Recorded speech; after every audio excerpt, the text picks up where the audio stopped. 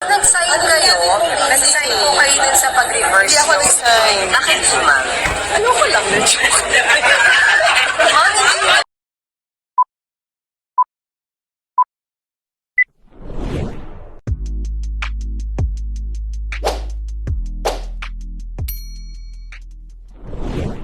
Nag-sign kayo?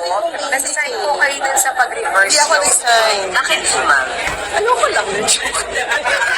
Ma'am, hindi ka. Ako, open ako dun sa idea na mag-virtual siya. Kasi sa akin lang, kailangan mag-appear siya dun sa committee. Whether virtual or physically present. And siguro may papadala kami representative habang nasa Zoom siya, baka merong.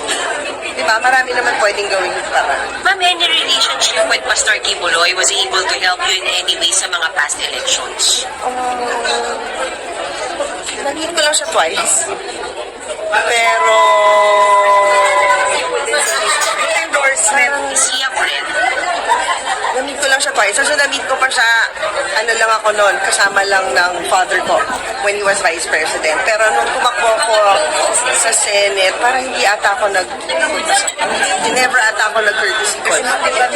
More than that, kinirespeto ko yung desisyon ng chairperson dun sa mag-sign ng contempt. So, di ba, parang may ganong tradition din sa Senado na we yield to the wisdom of the chairperson.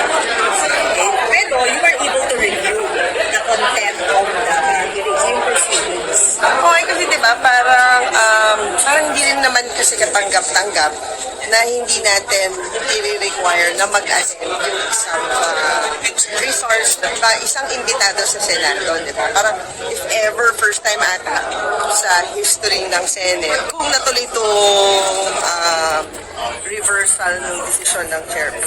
But at some point, do you believe yung mga naging accusations after two hearings, ma'am?